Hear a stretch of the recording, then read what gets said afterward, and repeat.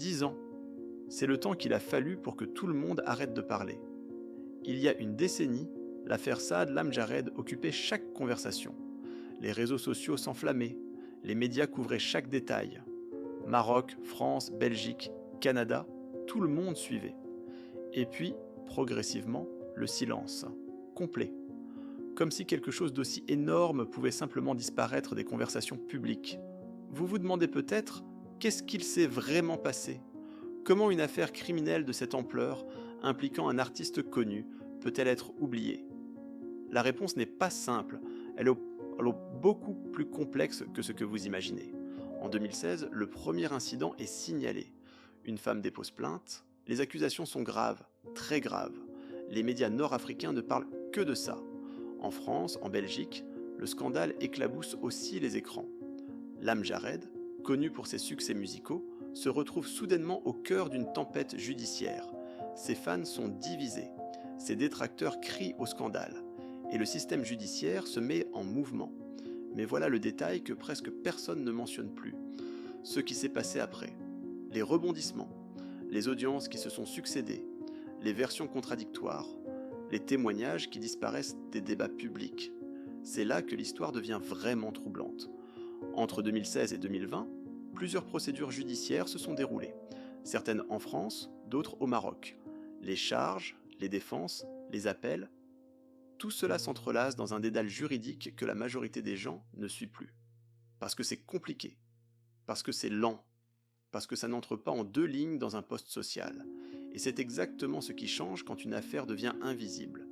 Le moment où le public se fatigue, où les journalistes couvrent les prochains scandales, où l'intérêt médiatique se déplace ailleurs. Là commence le vrai mystère. Considérez ceci.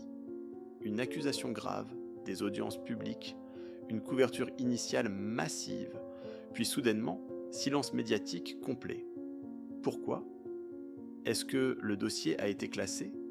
Est-ce qu'un arrangement a été trouvé?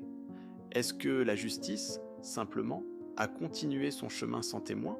Les raisons sont multiples. D'abord, la nature même des systèmes judiciaires nord-africains et français crée une distance entre le public et le processus légal. Les audiences ne sont pas toutes publiques, les décisions prennent des années, l'intérêt médiatique s'érode naturellement. Les gens oublient, c'est un processus normal, systémique, mais il y a aussi des questions plus profondes. Qui a intérêt à ce que cette affaire reste invisible? Les familles concernées, les institutions judiciaires, l'industrie musicale elle-même, ou simplement la nature cyclique de l'attention publique qui se détourne naturellement des sujets difficiles et longs? Ce qui est sûr, c'est que le silence n'est pas innocent. Le silence dans les affaires judiciaires est une forme de pouvoir.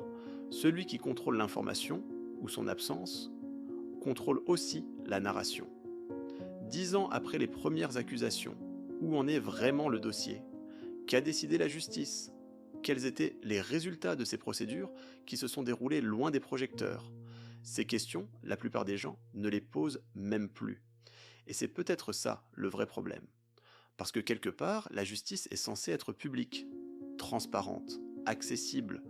Mais quand le public se lasse, quand l'intérêt médiatique disparaît, la justice elle-même peut sembler disparaître. Les dossiers continuent en silence. Les décisions se prennent dans des salles sans spectateurs. Et le monde ne sait jamais vraiment comment c'est terminé. La prochaine fois que vous croiserez quelqu'un dans la rue, vous ne saurez pas. Vous ne pouvez pas savoir. Et c'est ça qui reste.